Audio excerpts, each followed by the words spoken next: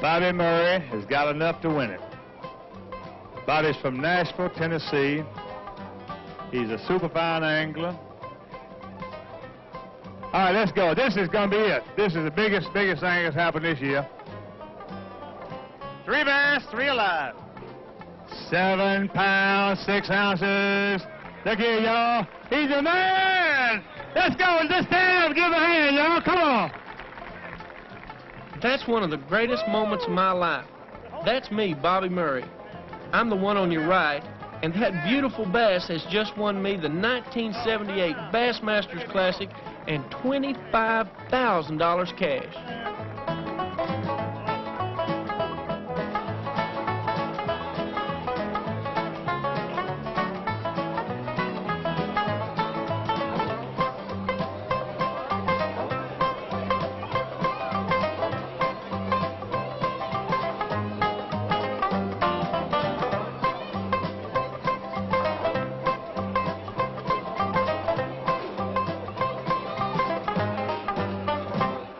You know, there are only 25 bass fishermen in the world that qualify for the Bassmaster Classic, but none of us really know where we're going to be fishing.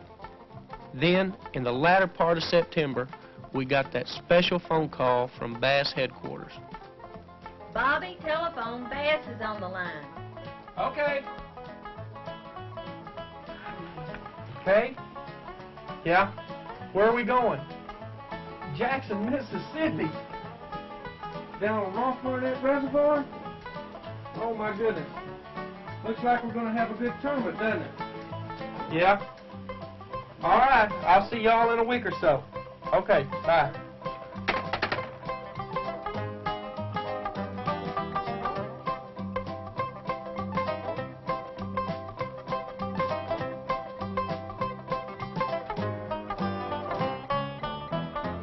Jackson, Mississippi, and the Ross Barnett Reservoir. It's a perfect place for the Bassmasters Classic. At first glance, Ross Barnett offers everything a bass fisherman could ask for.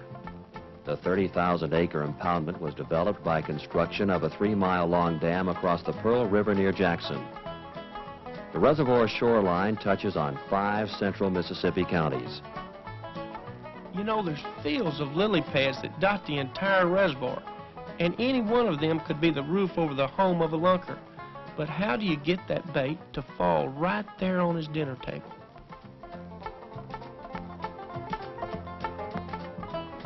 There are forests of standing timber. You know, the Paul Bunyan of the bass world could be hiding in there, but just where? There are battalions of stump structure that almost defy a bass boat, and there's sure to be a 12-pounder in there looking for somebody's bait. But how do you get it to them? In some spots in the reservoir, there's a smooth green layer of moss. In one of these beds, there's a record breaker, just waiting for snack time. But when does he eat? Those are just some of the questions of strategy that confront the 25 contestants in the 1978 Bassmasters Classic as we converge on Mississippi and Ross Barnett Reservoir.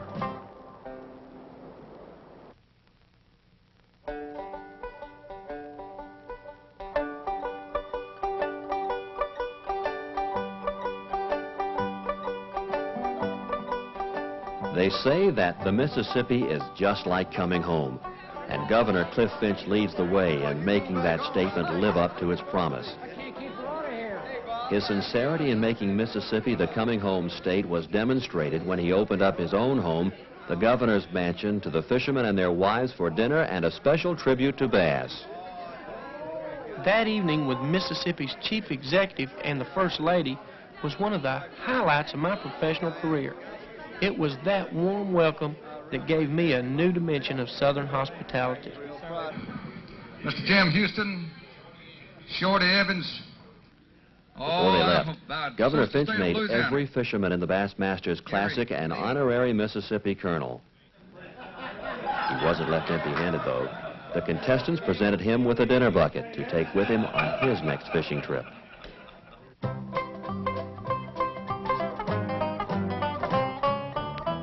Mississippi is almost like one giant museum. In Vicksburg, you could spend a whole week just going through the famous battleground where Confederate soldiers and the town's citizens put up a stubborn front against the Union Army invaders.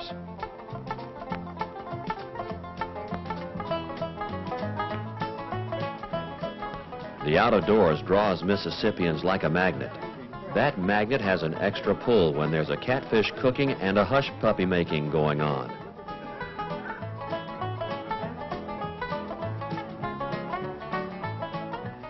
While some were waiting to eat, the Mississippi outdoorsmen showed their skills with their muzzle loaders.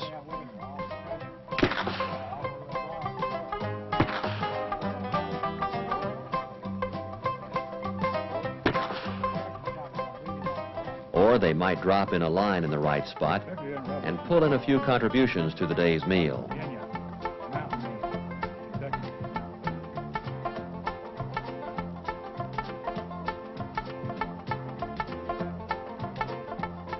When you're in Mississippi, you're surrounded by a modern, progressive South that knows where it's going because it never forgot where it has been. Beauty and a rich culture combine to form a very special part of America. There's the breathtaking sunrise over the rivers and ponds. And most of all, that magnificent beauty that puts the Miss in Mississippi. There could be no more beautiful setting for the classic than Mississippi and the Ross Barnett.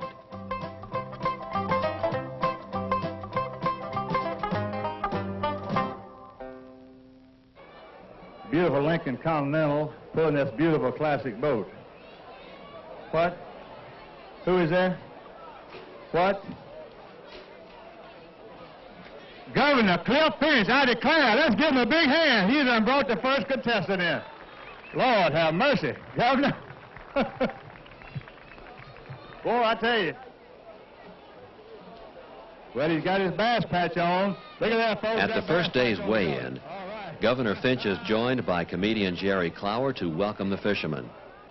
Among them are 77 press anglers representing the national news media, making this the largest press coverage received by any freshwater event. But it's the fishermen who get top billing at this show. Contestants have come from all over the United States, bringing their skills and luck along to pit them against the Mississippi bass in the Ross Barnett Reservoir. These are professionals who have proved that they are the best fishermen in the world. The test of their strategy comes at the weigh-in on the first day. 8 pounds, 8 ounces. Let's give Roller Martin a good hand. That's a good start on a tough fishing day. And I tell you, they can't talk about that fellow anymore. These are beautiful bass. I want you to notice these big old 3 and 4 pounders, how chunky they are. Yeah, look at here. Get one of them old coonhound hauls. David Owens from Arkansas. All right. Oh, we done gone up to 19 pounds, 11 pounds, 16-2. Dead Arkansas, boy. Man, I tell you, that's something from that dog. And they're great. Everybody give him a great big hand. That's a all right. Go for it. You leader. We're proud of you. Tournament officials reward fishermen with 2 extra ounces for every live fish they bring in. The Don't Kill Your Catch program has put over 80% of the catch back into the lake. In fact, some of the fish caught today had tags on their tails proving they had been caught in past tournaments. 7 bass, 7 alive for Mr. Jerry Ryan of North Carolina. This is the first limit. Now, this is 7 bass, which is the most they can bring in. And have to be Jerry Ryan landed a limit of 7 fish. That's enough to put him in strong contention. 13 pounds and 1 ounce. Let's give him a great big hand, Jerry, from North Carolina. We appreciate you, Jim Hunt country. Man, Gary Wade of North Carolina has done good. I declare. Now there's a guy who went fishing today. It was the biggest fish of the day, going well over 6 pounds. You're the official deputy weigher. Yes, sir. Harold Sharp is a union man, and he's got seniority on both of us. 3 bass. Come on up here, Jerry. I want 3 alive. And the weight for Gary Wade is 11 pounds even. Let's give him a nice hand, y'all. Classic winners some 7 or 8 years ago. He's a great fisherman. Bobby Murray managed to stay in the running. He brought in 5 fish for a total of 10 pounds, 12 ounces. Isn't that great? Let's give him a great big hand.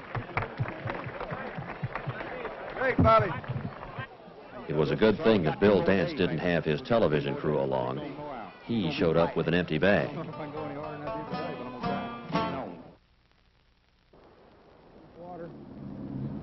Looks like it gets pretty deep back in here off this old flat. I hope so much trouble it took us to get back in here. Bobby had found fish the first day, enough to take 4th place, but he felt he needed a special effort to make a serious challenge for the lead. See if we can get one of these good fish to move. Boy, this is a pretty area. And let's ease right over here if we can. There goes the depth finder. It's dropping right back off. There it goes. 4, 7, look there, 10 feet right here. Man, it's gotta be a good spot right in here somewhere. You know, when I was back on the farm, I've seen some John Deere tractors that wouldn't plow as well as these Johnson engines. After wandering several minutes through a maze of lilies, Bobby's locator took a nosedive from 4 to 10 feet. A honey hole. It had to be. All Bobby had to do now was prove it. These fish will be in the edge of these paths. We don't want to spook any of them if we can help it. There he is. All right, come on out there. Got him. All right. Oh, he's a little small. We're going to have to measure this one. Let's put him on the board here for a second. Bobby was having to work hard, as the momentum was picking up for everyone.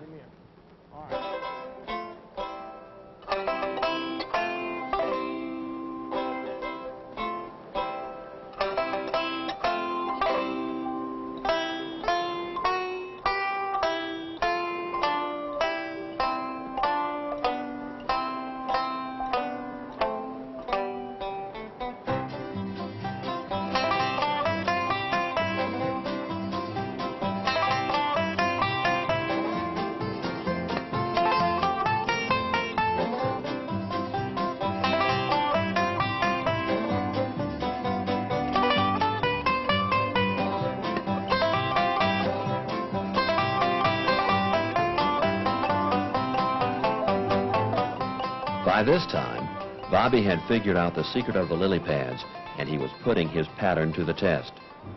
Most of the time when you're in these pads and stuff and these fish are hitting down on the lure, you can catch them. This thing's got a little blade right in front of it that holds the lure really just right underneath the surface of the water, so when these fish rush at it, they don't knock the bait away before they can get their mouth on it. The reason we put it on there is these fish are so aggressive, they'll knock the lure away from themselves before they have a chance to get their mouth on it. Bobby didn't know it at the time, but he wasn't alone in dropping his bait off the lily pads. Well, I think the reason we're missing so many fish out here in these pads and moss and stuff is probably because the fish are not really getting a good look at the bait. The pads are so thick where the fish are hiding out that we're having to throw the bait right up on top of them and just kind of crawl it across them and let it drop into the little openings in between pads. And for this reason, the fish is not getting a good look at the lure, and he's hearing it and coming from underneath, coming up through the pads after it, and in lots of instances, he's missing the bait entirely.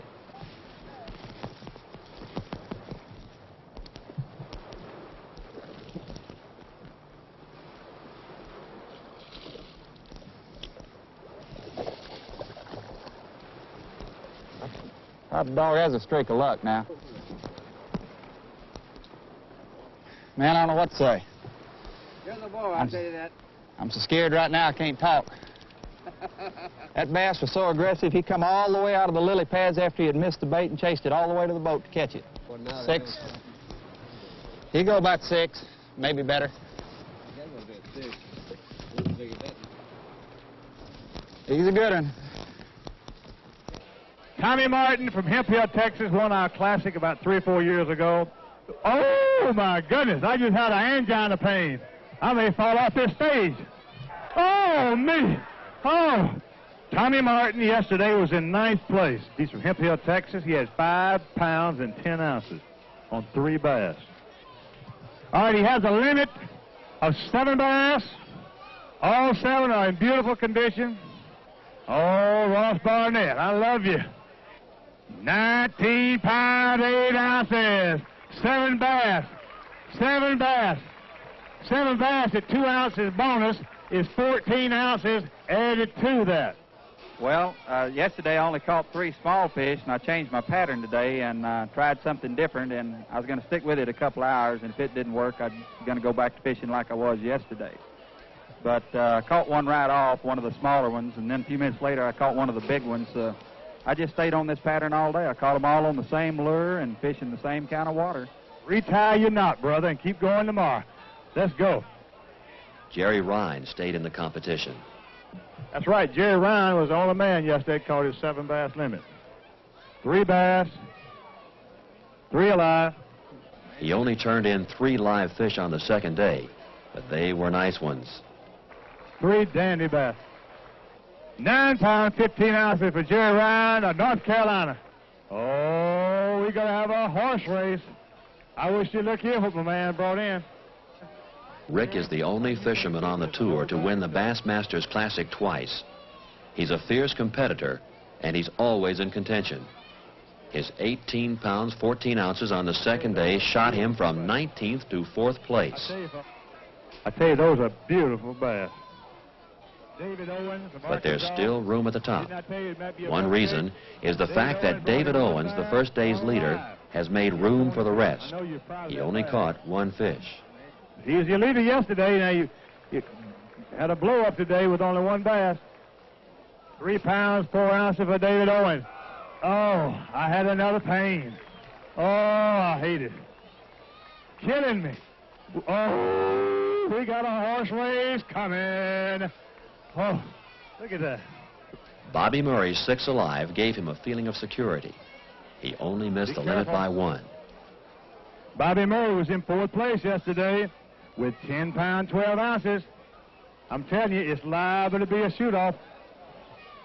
18 pounds and 5 ounces on 7 bass. Oh! Good for a 2-day total of 29 pounds, 13 ounces, and that gives him the lead. It also gave him confidence in his pattern. The only things concerning him were Rick Clunn's powerful comeback and the suspicion that Tommy Martin might have discovered his technique. He also had an eye on Jerry Ryan. But with almost a 4-pound lead, he knew he had an excellent shot at the title. Let me tell you this. I lost 4 fish bigger than that one today out there. 4. You sure you're not from Texas? No, sir. There's some big fish out there that'll scare you. I was shaking so bad about 4 hours today, I didn't know what was happening. But with almost a 4-pound lead, he knew he had an excellent shot at the title. To say that tomorrow was another day would be accurate enough. In fact, tomorrow was the only day left. It was the final day of the tournament, and anything could happen. Meanwhile, the maintenance crew takes over. A team of highly skilled experts goes over the boats with a fine-toothed comb. Batteries, depth finders, trolling motors, and other vital equipment are checked and rechecked to make certain that every boat is in perfect running order before the day's competition.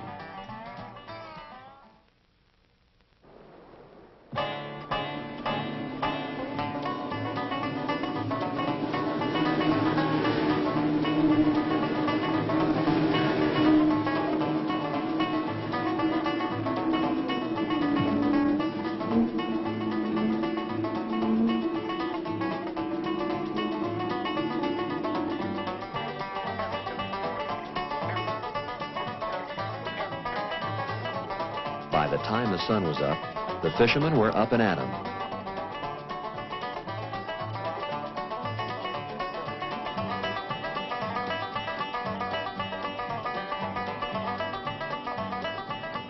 Man, I tell you, my knees are still knocking. When I walked up there yesterday and I found out that I was leading by some 3 pounds. You know, it's the first time I've led one of these things since the first Classic several years ago, and it's an awful good feeling. I just hope that dadgum these fish will start moving in here, and you know, if the good Lord's willing and the creek don't rise, I can take that check and that trophy back home to Tennessee with me. Come on off of there, Mama. If they'd let me weigh in this doggone lily pads, I know I'd have it. The lilies are not the only problems plaguing the fishermen. Come on. A new tournament rule that increases the length of the fish from 12 to 14 inches is frustrating as well. When you fish for about 2 hours without a strike, and when you finally do catch one, he's 13.5 inches, and you got to let him go, that really does hurt. It's a good rule, but it's kind of frustrating sometimes. I really am not used to it yet, I guess, being this is the first year we've had it. Plus, I'm staying hung all day on top of that. Now, that one there's about 13.5.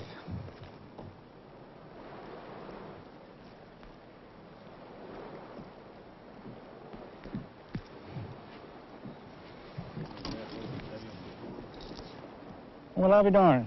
The fish is skinny. He's kind of like me. I'm fixing to let him go. Let me open that live well there and put him in there. Bobby knew what the others had caught the first 2 days, and having only 3 fish really had him worried. Man, I just can't understand what's made these fish turn off. You know, man, the third cast catch this fish in here that's a good fish and catch 2 or 3 more real quick, and then here we've been here for 5 hours and can't even get a strike. I just wonder if everybody's fish is turned off the way mine have. With Rick Clunn coming on like gangbusters and Tommy Martin hitting a payload yesterday, Bobby's 3 fish today didn't seem to stand much of a chance. Man, it's 2:30. Got about another 20 minutes. Come on out there. Boy, I gotta have just 4 more fish. I tell you, so there's gonna be somebody catch a good bunch of fish today. I just need those extra few fish to lock this thing up. Come on. If these things will just turn on for 5 minutes, that's all I'll need.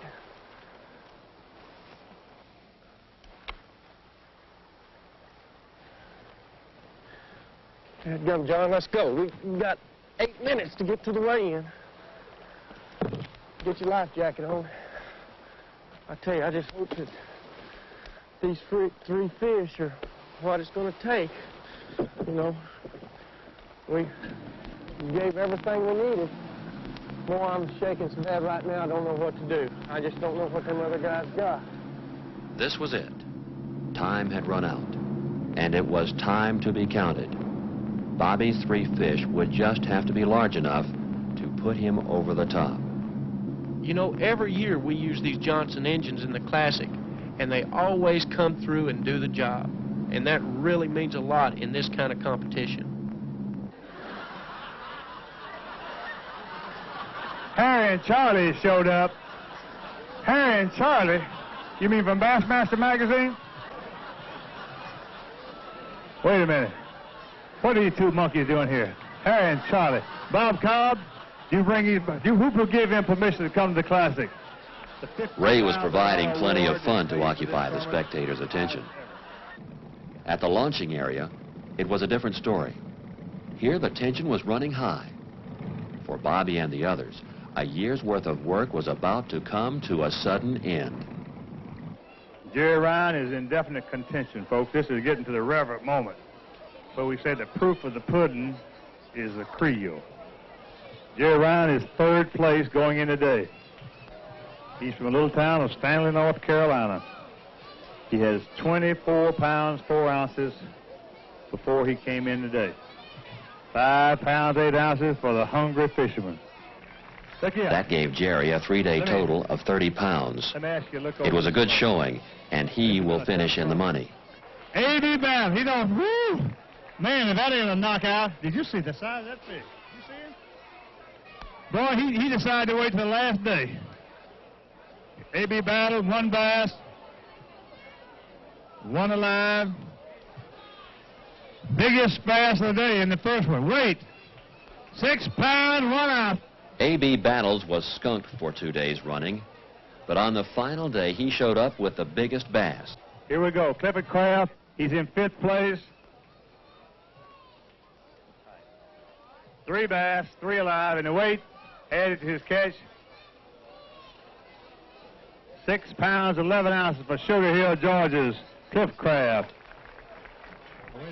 Tommy Martin caught only 1 fish, and that just about puts him out of the running.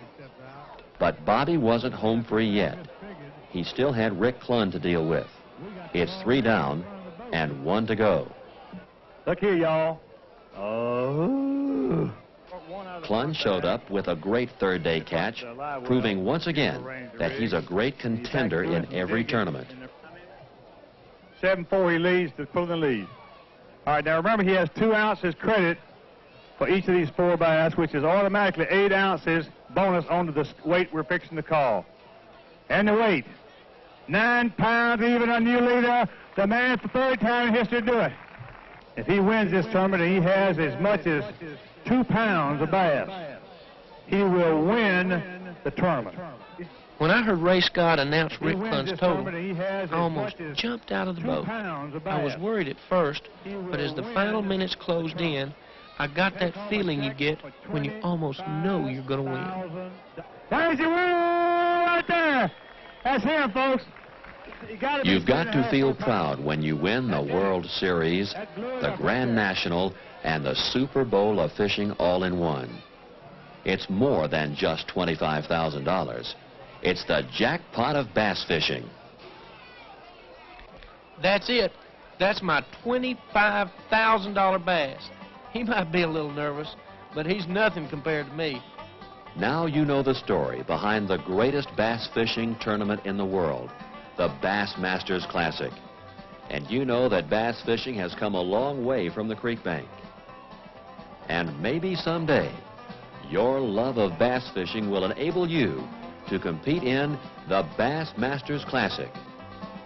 As for today, bass fishing is alive and well and flourishing in Mississippi.